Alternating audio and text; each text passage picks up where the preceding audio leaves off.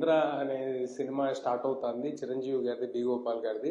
అందులో ఒక powerful child artist పాత్ర ఏదో ఉందని, ఏదో సంథింగ్ అలాంటిది ఒకటి రాసుంటే సో ఆయన అన్నారు, ఆ మేకప్ మ్యాన్, బాబు నువ్వు చిరంజీవి గారికి అంత క్లోజ్, చూడు మరి ఇక్కడ వైజయంతి ఫిల్మ్స్ నేను ఇంట్రడ్యూస్ చేసింది కూడా, బట్ చూడు నెక్స్ట్ ఇంద్ర అనే సినిమా ఇలా జరుగుతుందని అన్నారు.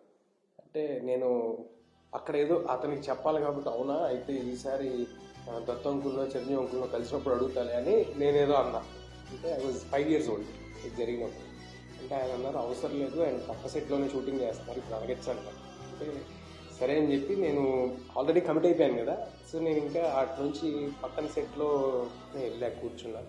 వెళ్ళి కూర్చుని మాట్లాడితే, నేను అడక్క ముందే నన్ను చూడంగానే గుర్తొచ్చింది చిరంజీవి గారికి. గుర్తొచ్చి వై నాట్ తేజ ఇంద్ర చేయొచ్చు కదా, నేను చెప్తాను ఆగునా, నేను ఎవరికైనా చెప్తానని చెప్పి పిలిచి ఇంద్రాలో ఏం క్యారెక్టర్స్ ఉన్నాయని అడిగారు. అక్కడ ఇంకొక 3-4 పెద్ద మనుషులు అందరూ కూర్చున్నారు. ఉండగా అన్నారు, సార్ చిన్నప్పుడు హీరో చిన్నప్పుడు క్యారెక్టర్ ఒకటి ఉంది, అది కాకుండా హీరో మేనల్లుడి క్యారెక్టర్ ఒకటి ఉంది చైల్డ్ ఆర్టిస్ట్. చిరంజీవి గారు వెంటనే ఈవెన్ టేక్ ఎ సెకండ్, నాకు బాగా గుర్తుంది జరిగిన సంఘటన, ఆ చైల్డ్ ఆర్టిస్ట్ క్యారెక్టర్ తేజకి ఇచ్చేసేయండి అన్నారు.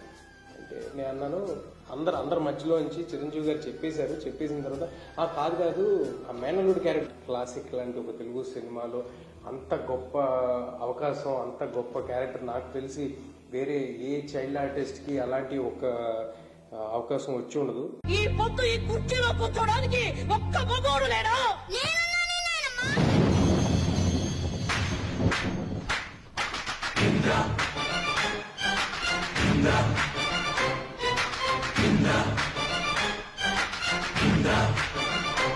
నాకు 6 years ఉన్నప్పుడు ఇంద్ర రిలీజ్ అయినట్టుంది.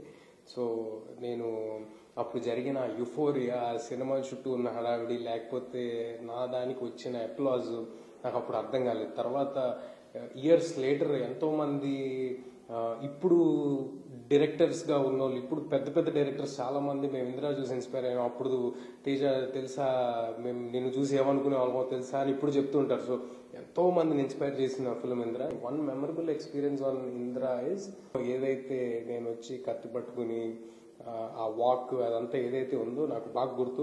రాఘవేంద్రరావు గారు వేరే పని మీద ఏదో గంగోత్రి లొకేషన్స్ చూడడానికో ఎందుకో ఇందిరా హౌస్కి వచ్చారు. అరే చాలా పవర్ఫుల్ గా ఇలా చేయాలి అలా చేయాలి ఏదైనా చెప్పారు. నాకు ఇది బాగా గుర్తున్న ఒక మూమెంట్. ఇందిరా 175 days ఫంక్షన్ విజయవాడలో చేసినట్టున్నారు. స్టేజ్ ఎక్కితే కనుచూపు మేర మొత్తం జన సముద్రంతో నిండిపోయి చిరంజీవి గారి మీద ప్రేమ వాళ్ళందరూ కురిపిస్తూ అంత హ్యూమంగస్ క్రౌడ్ నేను ఎప్పుడు చూడలేదు. ఐ థింక్ అంత పెద్ద మాస్ స్టార్, అంత పెద్ద మాస్ సూపర్ హిట్ ఫిలిం, అందరి ఆదర అభిమానాలు పొందిన సినిమా అలా కుదరటం అనేది చాలా అద్దుగా జరుగుతుంది. అలాంటి సినిమా ఇంద్ర.